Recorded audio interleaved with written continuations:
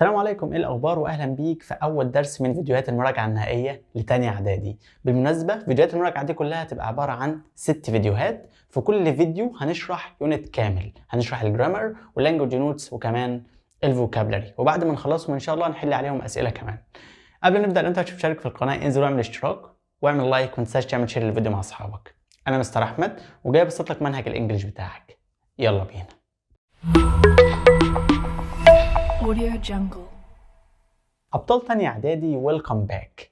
أول درس عندنا بيتكلم عن إزاي أعبر عن الملكية، وكمان إزاي أعبر عن القدرة والاستطاعة، وأخيرا إزاي أقترح اقتراح وإزاي أرد على الاقتراح ده أو أرفضه.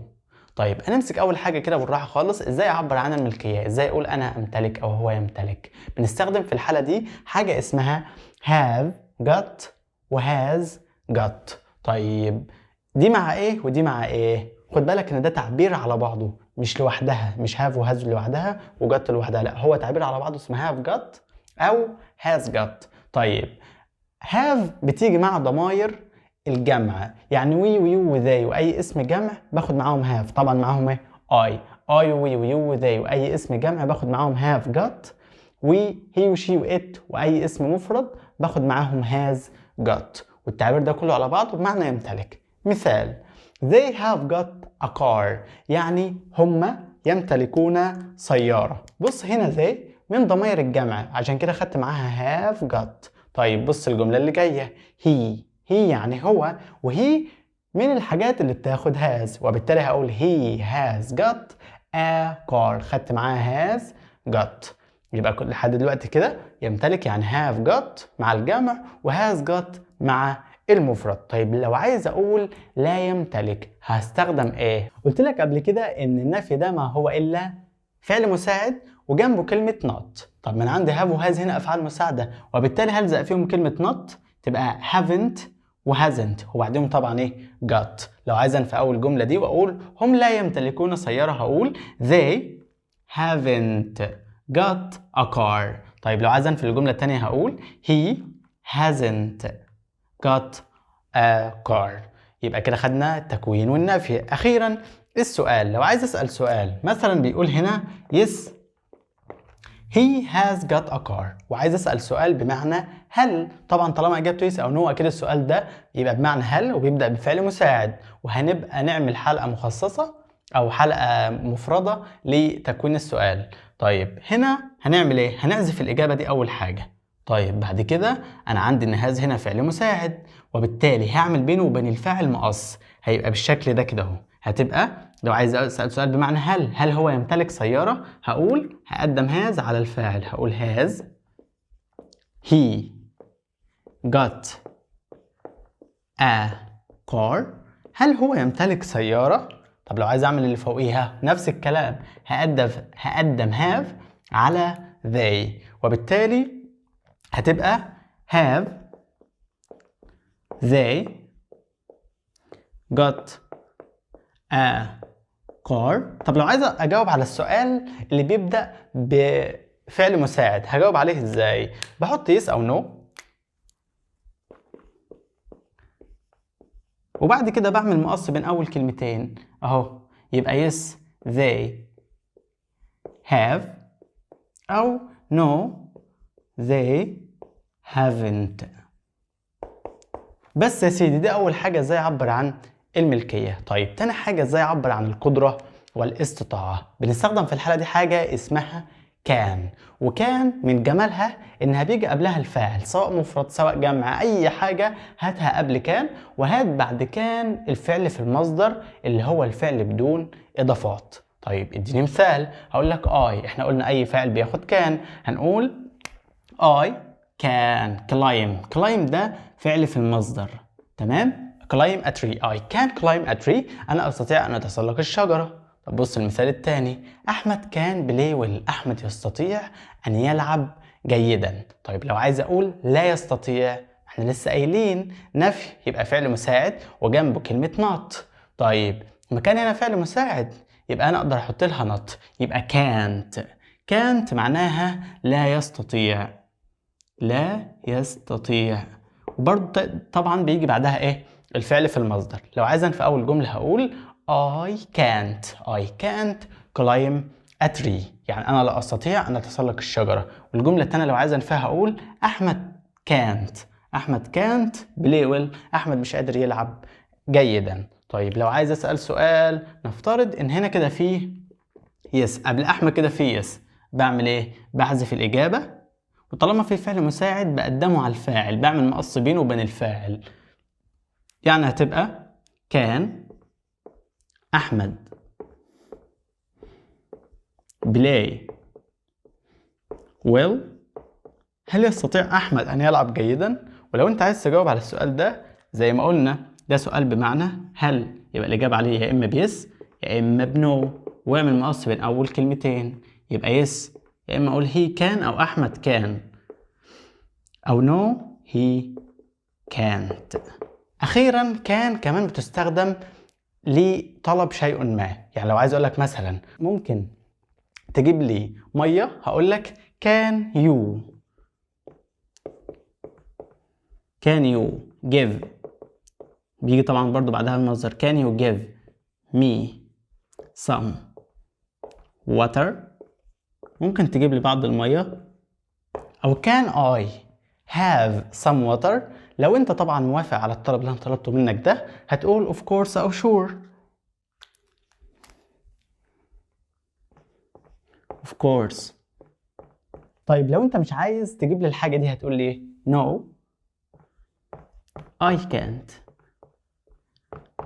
يبقى كده قلنا إن كان معناها يستطيع وبيجي بعدها المصدر، والنفي بتاعها لا يستطيع يعني can't. ولو عايز أسأل سؤال بقدمها على الفاعل. وكمان كان بتستخدم لو عايز أطلب من حد حاجة بقول له كان I أو كان you. أخيرا shall بتستخدم في حاجتين، يا إما بستخدمها للاقتراح يا إما بستخدمها لتقديم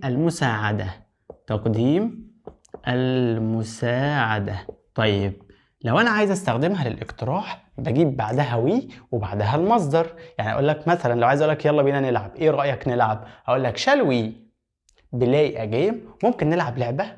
لو أنت موافق على الاقتراح ده هتقول لي yes that's a good idea، إنها فكرة رائعة. طب لو أنت مش موافق هتقول لي no I can't I am busy، أنا مش هقدر أنا مشغول. طيب كمان shall بتستخدم للتعبير عن تقديم المساعدة أو لتقديم المساعدة. هقول لك مثلا shall I help you carry bags؟ ممكن أساعدك في إنك تشيل الشنط دي.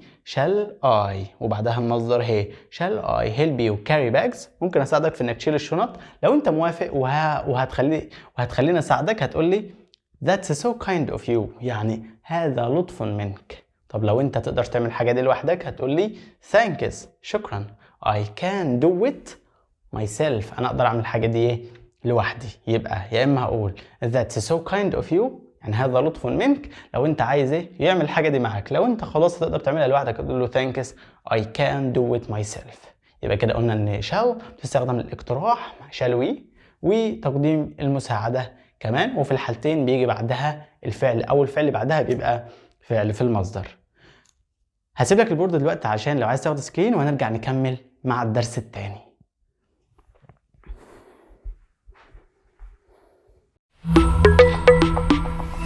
Audio Jungle. الجزء الثاني من اليونت معانا النهارده بيتكلم عن زمن المضارع البسيط. واول ما اقول لك زمن تعرف ان الشغل كله هيبقى على الافعال. يعني انا في شرح الازمنه ما ركزش على اي حاجه غير على الفعل. طيب مهم عندي في كل زمن ان نعرف 5 حاجات عنه. اول حاجه التكوين، وبعد كده النفي والسؤال والكلمات الداله، واخيرا الاستخدام. يلا ناخد واحدة واحدة بالتفصيل. أول حاجة هنتكلم فيها عن المضارع البسيط هو التكوين بتاعه. التكوين بيتكون من ايه المضارع البسيط ده؟ سهل خالص، بيتكون من إن أنا بحط للفعل اس مع المفرد والجمع بجيب معاه المصدر. يبقى قلنا اس مع المفرد. ايه المفرد؟ اللي هو هي وشي وات واي اسم مفرد، والمصدر مع الجمع. ايه الجمع بقى معايا؟ وي يعني نحن، ويو وذي واي طبعا، وايه واي اسم جمع. طيب مثال I من الضمائر اللي بتاخد المصدر، هختار بعديها play ولا plays tennis every day. هختار ايه؟ I من الحاجات اللي بتاخد المصدر، وبالتالي هختار بعديها play. طيب مثال تاني، أشرف study ولا studies English every week. طيب هختار ايه؟ أشرف ده اسم مفرد، وبالتالي هختار معاه الفعل فيه اس، فهختار studies. طيب ده أول حاجة بالنسبة للزمن وهي التكوين. طيب بالنسبة للنفي، إزاي أنفي زمن المضارع البسيط؟ النفي عبارة عن حاجتين، فعل مساعد ولازق فيه كلمة not. طب هاجي أبص في تكوين الزمن هنا، ده أنا بحط للفعل اس على طول، أو بجيب الفعل في المصدر على طول، وبالتالي مفيش فعل مساعد. طب في الحالة ده أعمل إيه؟ هات حاجتين، هات do وهات does. احنا قلنا ده الفعل المساعد، والزق فيهم ايه بقى؟ not اللي هي n apostrophe t n apostrophe t. طب امتى don't وامتى doesn't؟ don't مع الضمائر اللي بتاخد المصدر او مع ضمائر الجمع، هنقول كده don't مع الجمع و I، و doesn't مع المفرد. طيب don't و doesn't كمان بيجي بعديهم الفعل في المصدر. يعني ايه؟ لو انا عايز انفي اول جملة دي هقول ايه؟ I عايز اقول انا ما بلعبش تنس كل يوم، هقول I don't، لان I من الحاجات اللي بتاخد الفعل في المصدر، وبالتالي هجيب معاها don't، او بعتبرها تبع ضمير الجمع فهجيب معاها don't. I don't، واجيب بعدها الفعل في المصدر كده كده I don't play tennis every day. طيب لو عايز انفي الجملة التانية هقول كده أشرف ده مفرد اهو، اسم مفرد اللي هو بياخد الفعل فيه اس، المفرد بياخد doesn't. أشرف doesn't study الفعل في المصدر English every week. زي الفل. يبقى احنا كده خدنا ان تكوين المضارع البسيط بيتكون من ان انا بحط للفعل اس مع المفرد وضمير الجمع، والجمع كله بجيب معاه الفعل في المصدر. طيب وقلنا النفي بنفي بدونت ودازنت وبجيب بعديهم الفعل في المصدر. نروح للحاجة الثالثة وهي الأسئلة. ازاي اكون سؤال؟ طيب عندي نوعين من الأسئلة، سؤال إجابته yes أو no، وده بيبدأ بفعل مساعد. طيب ما احنا متفقين أصلا إن أنا ما عنديش فعل مساعد في الزمن، وبالتالي كنت بجيب إيه؟ do أو does. تمام، هات do أو does وهات بعديهم الفاعل وبعديهم الفعل في المصدر بس يا سيدي. مثال بيقول yes they play tennis. ومثال تاني بيقول yes he plays tennis. وعايز اكون سؤال هنا وعايز اكون سؤال هنا. طب زي الفل، احنا اول حاجة بنعملها بنحذف الاجابة، فهحذف yes. تمام، بعد كده هدور على فعل مساعد، مفيش فعل مساعد، وبالتالي هروح للفعل الاساسي هلاقيه في المصدر، وطالما الفعل في المصدر او فعل فيه اس يبقى انا كده في زمن المضارع البسيط، وبالتالي هجيب يا اما دو يا اما داز. امتى دو وامتى داز؟ دو لو الفعل في المصدر، وداز فيها اس اهي نجيبها لو الفعل فيه اس. طيب بالنسبة للمثال الأولاني دي play فعل في المصدر، فهجيب منه do وأكمل الجملة زي ما هي. أبدأ من الأول do they play tennis. هل هم بيلعبوا تنس؟ طيب المثال الثاني yes he plays tennis. نعم هو يلعب التنس. هعزف yes. بعد كده هروح للفعل الأساسي هلاقي فيه اس، فاجيب does وبعد كده اكمل الجمله زي ما هي does he واجيب الفعل في المصدر play ما اخرهاش اس اهي تنس. هل هو بيلعب تنس؟ طبعا الاجابه بتبقى yes يا اما no، وبنعمل مقص بين اول كلمتين يبقى yes he does. يعني كده لو انا هجاوب على السؤال ده هقول yes he does او no he doesn't. ده النوع الأول من السؤال. طيب النوع الثاني ده السؤال اللي يبدأ بأداة استفهام. طيب يبدأ بأداة استفهام، يبقى احنا بنجيب كده في الأول أداة استفهام بعدها يا إما do يا إما does، وهات بعديهم الفاعل وبعديهم الفعل في المصدر. تمام.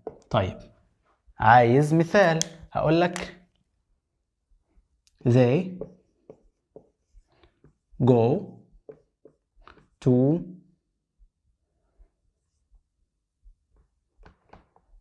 the zoo every week. هما بيروحوا حديقة الحيوان كل أسبوع.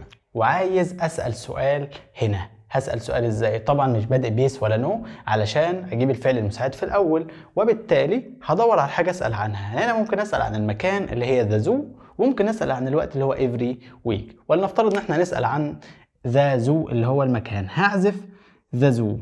ما تنساش برضو إن أنا لما بحذف المكان بحذفه بحرف الجر بتاعه، يعني أنا هعزف معاه to.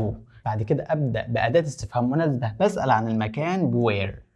هات وير وبعدها حط دو أو does على حسب الفعل اللي عندك أو على حسب الفعل.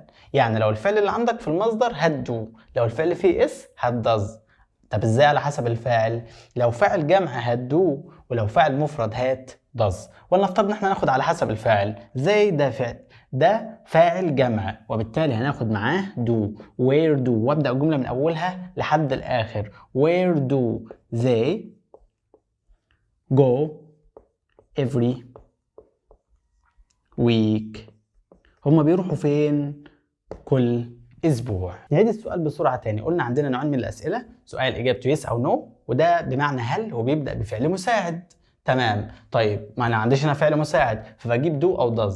بروح للفعل الأساسي بقى، فكك من إيه؟ من الحفظ، أنا مش هحفظ. بروح للفعل الأساسي، لو لقيته في المصدر بجيب do وأكمل الجملة زي ما هي. طب لو لقيت فيه اس هات does وكمل الجملة زي ما هي، بس خد بالك إنك ترجع الفعل ده لأصله، يعني بدل ما هي بلايز هتبقى بلاي. طيب والإجابة عليهم بتبقى يا إما يس يا إما نو، وبعمل مقص بين أول كلمتين. طيب بعد كده السؤال اللي بيبدأ بأداة استفهام، فوقك من الحفظ. انا هعمل ايه؟ هروح على الحاجه اللي انا ممكن اسال عنها واحذفها. بعد كده ابدا باداه استفهام مناسبه واعمل نفس الخطوات اللي هنا. اروح للفعل، لقيته في المصدر بجيب دو واكمل الجمله زي ما هي. طب لقيته في اس بجيب داز وارجع الفعل ايه لاصله واكمل الجمله زي ما هي. طيب كده باقي لنا الاستخدام وباقي لنا الكلمات الداله. هسيب لك البورد لو تاخد سكرين وهنرجع نكملهم بسرعه. بعد كده عندي الكلمات الدالة. ايه الكلمات الدالة؟ يعني ايه كلمات دالة اصلا؟ الكلمات الدالة هي اللي انا لما بشوفها بعرف ان انا في زمن المضارع البسيط. طب ايه الكلمات دي؟ اول حاجة عندي هي اظرف التكرار. يعني ايه اظرف التكرار؟ عندي always يعني دائما، sometimes يعني احيانا، every ومعناها كل، وبيجي طبعا بعدها every day أو every week، بيجي أي بعدها أي فترة زمنية، أو every year معناها كل سنة. طيب يبقى always sometimes و every وعندي حاجة اسمها never. never يعني أبدا، و usually يعني عادة، و often يعني غالبا. شايف كلهم دول حاجة مهمة جدا، بس الأهم من إن أنا أعرفهم كده إن أعرف مكانهم فين. طيب مكانهم فين؟ قبل الفعل الأساسي، يبقى مكانهم كده قبل الفعل الأساسي وبعد am و is و are. طيب ازاي؟ هدي لك مثال. عايز اقول هو دايما متأخر، هقول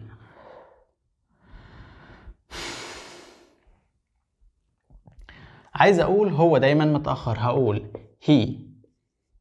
اختار is always ولا always is late. والجملة التانية لو عايز اقول هو بيجي متأخر، هقولها ازاي؟ هقول he comes always ولا always comes late. هختار انهي هنا وانهي هنا. احنا قلنا ان مكانهم قبل الفعل الاساسي وبعد am و is و are.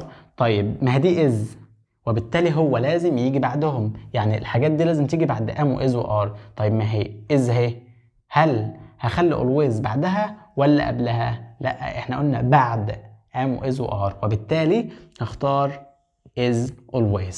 دي في الجملة الأولانية. طيب الجملة الثانية he comes always ولا always comes late؟ طيب احنا قلنا بيجي قبل الفعل الأساسي. طب ما هو come ده فعل أساسي، هنجيب بعده ولا قبله؟ لا طبعا، احنا قلنا قبل الفعل الأساسي، وبالتالي هنختار always comes.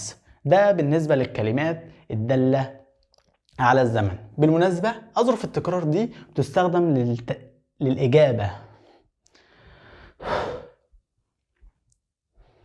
ماشي. بالمناسبة أظرف التكرار دي بتستخدم للإجابة على سؤال how often. how often معناه كم عدد المرات. هقول لك مثلا how often do you go to school. كم عدد المرات اللي انت بتروح فيها المدرسة؟ عندك طريقتين ترد بيهم. يا إما تقول عدد المرات بالظبط، يعني مثلا يا إما تقول كده I go to school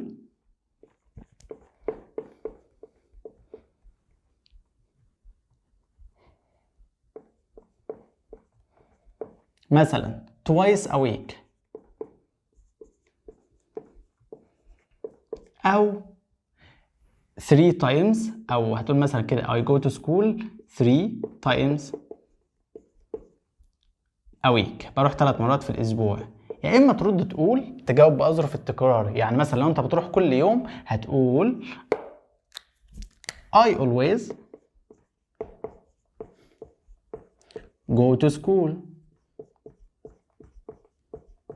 طب لو أنت يعني بتروح بس بشكل مش منتظم هتقول مثلا I sometimes go to school. لو انت مش بتروح خالص هتقول I never go to school. وكده خلصنا الكلمات الدالة خالص. هنروح بقى دلوقتي للاستخدام. امتى بستخدم زمن المضارع البسيط؟ الزمن ده مهم جدا، وبالتالي غالبا اي كلام بتتكلمه دايما بيبقى فيه الزمن ده. طيب بنستخدمه امتى بقى؟ اول حاجة بستخدمه فيها التعبير عن العادات. يعني ايه عادة؟ حاجة بالبلد كده انت متعود تعملها باستمرار، حاجة متعود تعملها كل يوم، كل شهر، كل سنة. ولنفترض مثلا هتقول انا بروح درس الانجليزي كل يومين، ولنفترض كل يومين بروح درس الانجليزي، دي عادة بالنسبة لك. او مثلا تقول كل يوم الصبح بروح المدرسة، او كل شهر بسافر القاهرة، او كل سنة مثلا بروح اصيف. دي بالنسبه لك عاده او احداث متكرره، وبالتالي لما اجي استخدم معاها زمن واجي اعبر عنها بستخدم معاها زمن المضارع البسيط. ادي لك مثال، هقول لك مثلا every day كل يوم. he هو، انا قلت every day يبقى عادة، يبقى مضارع بسيط يعني اسم مع المفرد والجمع مع تاني. انا قلت عادة. تاني. انا قلت every day يعني عادة، يعني مضارع بسيط، والمضارع البسيط يعني اسم مع المفرد والمصدر مع الجمع، وهي دي مفرد، فهقول every day he goes to school. طيب دي أول حاجة العادات. تاني حاجة التعبير عن المواقف الدائمة، يعني بتشمل السكن، يبقى المواقف الدائمة أو الحقائق الدائمة زي السكن والوظيفة. ازاي الكلام ده؟ يعني عايز اقولك دلوقتي مثلا انا بشتغل مدرس، هقول I بتاخد الفعل في المصدر، هقول work ولا works؟ لا طبعا هقول work. I work as a teacher. طيب لو عايز اقول انا ساكن في القاهرة، او هو يسكن في القاهرة، الحاجة دي حاجة دايمة او حاجة مستمرة في الوقت الحالي، وبالتالي هاجي اعبر عنها هستخدم المضارع البسيط. هقول كده he، هقول live ولا lives؟ طبعا هختار lives لان he بتاخد الفعل فيه اس. he lives in Cairo. تالت حاجة بستخدمها هي المواقف. تالت حاجة بستخدم فيها المضارع البسيط هي الحقائق العلمية، يبقى رقم 3 الحقائق العلمية. الحقائق اللي أنا ماليش علاقة بيها، هي مرتبطة بالعلم جدا، زي مثلا لما أقولك لما بتغلي المية بتتبخر، أو مثلا لما أقولك إن الشمس بتشرق من الشرق، وعايز أعبر عن المثال ده أعبر عنه في زمن إيه؟ في زمن المضارع البسيط. مثال أقولك the sun، الشمس، comes up، شايف حطيت لي الفعل اس عشان the sun هنا مفرد، يبقى the sun comes up from the east، تشرق من الشرق. طيب آخر حاجة إن المضارع البسيط بيعبر عن المستقبل مع الجداول الزمنية. طيب تعال نكتبها كده ونشوف مثال. التعبير عن المستقبل مع الجداول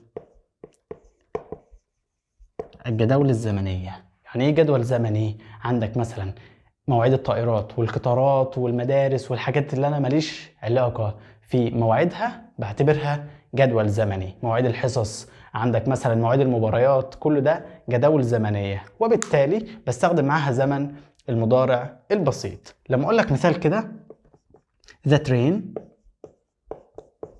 القطار، وجايب لك كده بيقول لك اختار will leave ولا leaves ولا is going to leave at 5 p.m. tomorrow.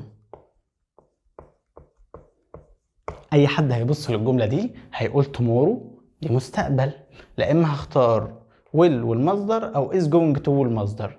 طيب هقول لك بس لحظه، بس ده موعد ثابت مش هيتوقف عليا خالص، وبالتالي ده جدول زمني، وبالتالي هختار معاه المضارع البسيط، وده ترين دي مفرد فهناخد معاه الفعل فيه اس، وهختار leaves. كده خلصنا زمن المضارع البسيط. هعيدلك عليه بسرعه. اول حاجه التكوين بتاعه ان انا بجيب اس مع المفرد والمصدر مع الجمع، بنفي بايه؟ بدونت ودازنت وبعدهم المصدر. طيب السؤال بنجيب دو وداز في الاول، او بجيب اداه الاستفهام وبعدها دو وداز وبعدها الفاعل والمصدر. طيب بعد كده قلنا الكلمات الدالة عليه وهي أظرف التكرار always و sometimes و every و never و usually و often، وقلنا دول مكانهم قبل الفعل الأساسي وبعد am و is و are. وكمان الشوية دول بيستخدموا للإجابة على سؤال how often. أخيرا الاستخدام بتاعه بيستخدم للتعبير عن العادات والمواقف الدائمة زي السكن والوظيفة والحقائق العلمية، وأخيرا التعبير عن المستقبل مع الجداول الزمنية. يلا بينا دلوقتي نروح نحل عليه ونشوف ازاي ممكن يجيلك في الامتحان. طبعا هنحل على الدرس ده والدرس اللي فات. يلا بينا.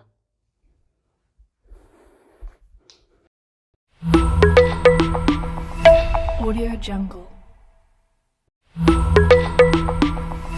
Audio Jungle. هنحل مع بعض دلوقتي أسئلة على قواعد الوحدة الأولى. أول سؤال بيقول How often do you not dinner؟ قال له once a week. بيقول له كم عدد المرات اللي أنت بتجهز فيها العشاء؟ قال له مرة في الأسبوع. ركز على حاجة واحدة بس. do و does بيجي بعديهم الفعل في المصدر، وبالتالي هختار make. رقم 2 حبيبة likes numbers so much. حبيبة بتحب الأرقام جدا. she not gets high marks in the math exams. بتحصل على درجات عالية في امتحانات الرياضيات. فأكيد دائما يعني always. رقم 3 السؤال بيقول what not he read in his free time. ماذا يقرأ في وقت فراغه؟ طيب read هنا الفعل فين؟ فعل في المصدر، وبالتالي لازم يبقى قبله يا إما do يا إما does. طيب he دي مفرد فهختار does. رقم 4 سامي not arrives at school late. سامي ما بيوصلش المدرسة أبدا متأخر، نفي. بس أبص هنا هلاقي إن الفعل فيه اس، أنا عايز حاجة ما بتأثرش على الفعل فهختار never. رقم 5 A بيقول نقط do you play tennis؟ قال له twice a week، قال له مرتين في الأسبوع. اللي بيسأل عن عدد المرات هو how often. رقم 6 أحمد نقط drinks coffee for breakfast، برضو نفي، وأحمد هنا مفرد والفعل فيه اس، فأنا عايز حاجة تنفي وما تأثرليش على الفعل فاختار never. رقم 7 you always listen to music on your mobile. بيقول له هل أنت دايما بتسمع موسيقى على الموبايل بتاعك؟ طيب هنا always وهنا الفعل في المصدر، listen هنا فعل في المصدر، وبالتالي لازم قبله يا do يا does. you بتاخد do فاختار do. رقم 8 he never his homework in the evening. هو ما بيعملش الواجب بتاعه أبدا في المساء. he never أنا عايز حاجة فعل مش متأثر بnever فاختار does. he بتاخد does. فاتن never not at school late. قال له it's her habit. فاتن ما بتجيش متأخرة أبدا على المدرسة، إنها عادتها. never ما بتأثرش على الفعل فاختار arrives لأن فاتن مفرد. رقم 10 we not go to school on Fridays. إحنا ما بنروحش المدرسة أبدا في أيام الجمعة، يبقى إيه never أبدا. رقم 11 I not my homework before I have my dinner. عايز يقول ان هو دايما بيعمل الواجب بتاعه او غالبا بيعمل الواجب بتاعه قبل ما يتناول العشاء. دو هنا فعل اساسي، واحنا كنا قايلين ان اظرف التكرار بتيجي قبل الفعل الاساسي وبعد ام واز وار. طب دو هنا فعل اساسي وبالتالي هنجيب usually قبلها فاختار usually do. رقم 12 my father always not breakfast on Friday. ابي دائما بيلعب كرة السلة في يوم الجمعة. my father مفرد فهنختار الفعل فيه is، هنختار بلايز. 13 have you not a watermelon grandma. عايز اقول لها هل تمتلكي بطيخ يا جدتي؟ يبقى have you got. رقم 14 have you got a watermelon. قال له yes I. احنا بنعمل حط yes او no، بنعمل مقص بين اول اتنين الفعل والحاجة اللي قبله، يبقى yes I have، يبقى اختار have. رقم 15 shall I help you your notebooks. قال له no thanks، لا شكرا. يبقى انا دلوقتي بقترح عليه shall I help you، اجيب الفعل في المصدر بقى carry، او هجيب فعل بمعنى يحمل، هجيب فعل بمعنى يحمل اللي هو هيبقى carry. رقم 16 your father got a blue car. عايز اقول له هل والدك يمتلك سيارة زرقاء؟ يبقى أنا عندي got، يبقى عايز يا إما has يا إما have. your father مفرد فاختار has. رقم 17 grandma جدتي you got a watermelon. هل تمتلكين بطيخ؟ أنت you بتاخد have. رقم 18 hi we play a game next weekend. عايز اقترح عليهم واقول لهم يلا بينا نلعب لعبة في عطلة نهاية الأسبوع، فإيه اللي بيستخدمه الاقتراح هو shall. هنبص مع بعض دلوقتي على أهم الكلمات اللي المفروض تبقى واخد بالك منها. أول حاجة يومي يعني daily، روتين أو نظام متكرر روتين، أريكة أو كنبة سوفا، رف الكتب book shelf، خزانة ذات أدراج chest of drawers، حوض basin. نموذجي typical، قرية صغيرة village، صنبور أو حنفية تاب، مصباح أو أباجورة lamp، عمارة سكنية block of flats، مرآة mirror، دولاب الملابس wardrobe، مقابلة شخصية interview، طريق way، فقير poor، سجن prison، كرسي بذراعين armchair، سجادة carpet، جذاب أو جميل attractive، كبير large، فظيع أو سيء جدا trouble، خط السكة الحديد royal way line، قريب near، محمية طبيعية nature reserve، ستائر curtains، وسادة أو مخدة cushion، يشارك أو يتقاسم share، يطعم feed، يرسل رسالة نصية text. أهم الأنشطة عندك يساعد في إعداد العشاء help to make dinner، يستمع إلى الموسيقى listen to music، يتناول الغداء في المدرسة have lunch at school، يمارس الرياضة do sports، يقرأ على الأريكة read on the sofa، يرسل رسائل نصية للأصدقاء text friends. بالنسبة للتعريفات على السريع، أول حاجة block of flats يعني عمارة سكنية، يقول لك a tall building مبنى طويل with more than one floor في أكتر من دور with flats في شقق كمان for people للناس علشان تعيش فيها to live in. رقم 2 interview يعني مقابلة شخصية a formal meeting مقابلة رسمية in which فيها someone asks you questions واحد بيسألك أسئلة about yourself عن نفسك and your life وعن حياتك. روتين هو نظام متكرر your usual way of doing things الطريقة اللي انت متعود تعمل بها الأشياء especially خصوصا when you do them in a fixed order at the same time لما بتعملهم بشكل ثابت في أوقات في نفس الوقت يبقى ده اسمه روتين. prison السجن a place where people go المكان اللي الناس بتروحه when they do something wrong or bad لما بيعملوا شيء غلط أو سيء. railway line خط السكة الحديد the metal المعدن the metal road الطريق المعدني that train travels on اللي القطار بيمشي عليه. attractive يعني جذاب أو جميل هي beautiful. large معناها كبير الحجم هي برضو big. trouble يعني فظيع أو سيء جدا اللي هي very bad. feed يعني يطعم. give food to a person إنك تدي طعام لحد. group أو لمجموعة or animal أو لحيوان كل ده معناه يطعم. tab يعني صنبور أو حنفية something you turn on or off حاجة بتفتحها وتقفلها to get water علشان تحصل على المية. basin you can wash your face in this الحوض هو مكان انت بتغسل فيه وشك. curtains اللي هي الستائر they are next to your windows بيبقى جنب الشباك بتاعك and you close them at night وبتقفلهم بالليل. هنحل كام سؤال كده على الكلمات على السريع كده. my grandparents يعني والدي live in a نقط of flats عايز اقول بيعيشوا في عمارة سكنية يبقى block اللي هي دي. B taking photos is one of my نقط عايز اقول اخذ الصور واحدة من اهتماماتي التقاط الصور يبقى of my interests يبقى اختار interests. رقم 3 on Saturday في يوم السبت I usually نقط times with my cousin في يوم السبت أنا غالبا بقضي وقتي مع أخي مع أولاد عمي يقضي وقت أو يقضي وقت هي spend time with. رقم 4 this نقط is comfortable three people can sit on it 3 من الناس بيقدروا يقعدوا عليها أكيد ده مش ترابيزة ولا كرسي ولا سرير أكيد هي إيه الكنبة أو الأريكة سوفا. I use my mobile phone to نقط my friends أنا بستخدم الموبايل بتاعي علشان أراسل الأصدقاء text. رقم 6 last week I had a نقط with دكتور مجدي يعقوب كان عندي مقابلة شخصية يبقى interview.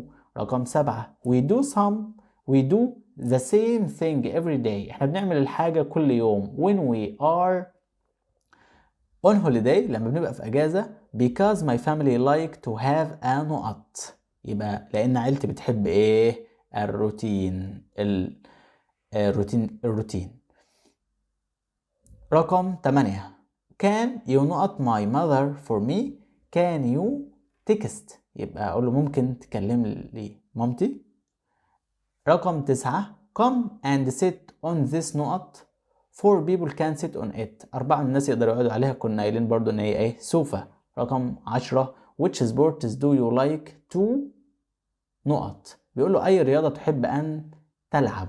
يبقى which sport do you like to do a sport معناها يلعب رياضة. كده احنا خلصنا يونت 1 الحمد لله. كل الجرامر وكل اللانجوج نوتس والكلمات، والحمد لله غطينا كل الافكار اللي فيه بفضل الله. بس كده. لو انت مش مشترك في القناه انزل اعمل اشتراك واعمل لايك، ما تنساش تعمل شير للفيديو مع اصحابك. So thank you for watching. اشوفكم على خير ان شاء الله في الفيديو التاني من فيديوهات المراجعه. سلام.